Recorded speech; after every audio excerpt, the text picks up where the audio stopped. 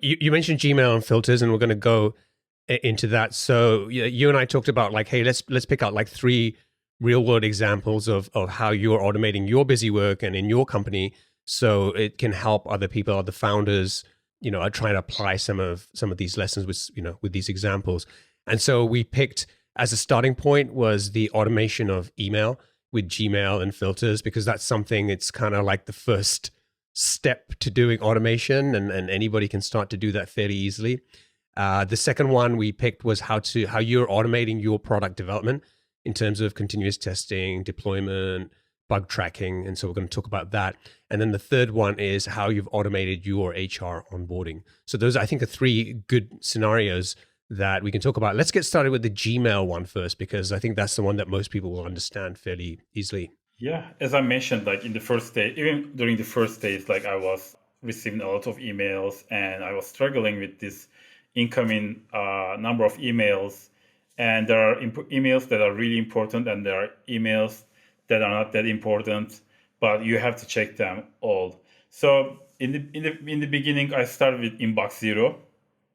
Inbox Zero is really good because if you apply Inbox Zero, you don't miss any emails. Like you never, have someone, saying, "Oh, you missed my email. You never returned to me," or something like that. It's great, but at some point, Inbox Zero even doesn't starts not working because the amount of emails is increasing, and then you're spending so much time like trying to clean them up. So my second step was to actually build this automation solution using only Gmail's like labels and filters. That's it. There's nothing else. I mean, I actually looked at all the products available, and I couldn't find one that really worked for me. So after searching for so many solutions, okay, I decided, okay, hey, Gmail actually has a lot of these features. So why don't our company is already using Gmail. So why don't I try to do this on Gmail? And I was thinking, if I can't get this done with labels and filters, I could use the Gmail's app script. But I never needed that. I never needed to use that. Just it was enough to use the labels and filters. So it works. So the biggest problem for me was the amount of emails I receive and the priority of the emails. And it's just there's some important email that's sitting there, and then when I process the Inbox Zero, I will start from the oldest email. It will take me a long time, and I have like many meetings, so between the meetings, I will have too much time. So these emails would wait multiple days. So what I did was I created just three labels, level 1, level 2, and level 3. So level 1 is for the really high priority urgent stuff. And for example, if our VP of HR sends a direct email to me, that goes to my level 1. My publisher is Wiley. If they send me an email, like if it's coming from the domain wiley.com, it's going to go to my level 1 email inbox.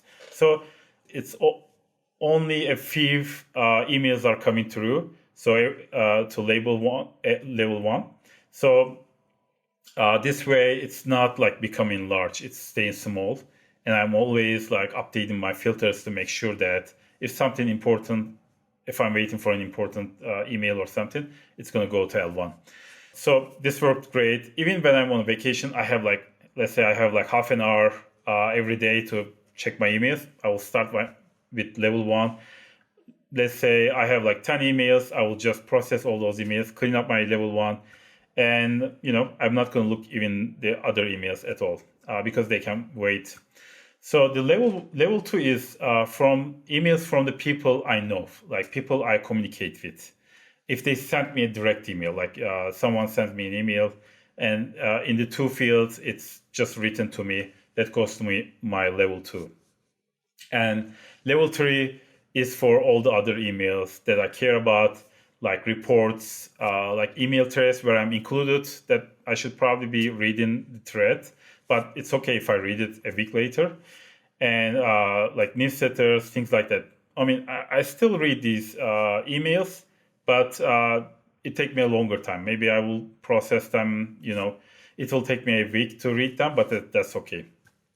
And everything else, like all this marketing spam, everything else goes to my default inbox, and I will clean that up time to time because 1 in 100, 1 in 1,000, there's going to be like an important email that didn't go to one of the filters. So I'm going to create a filter for that. That's why I have like 3,000 filters, because over time I created all these filters. So basically by default, every email goes to my inbox, and the important emails go to my priority inboxes that I created.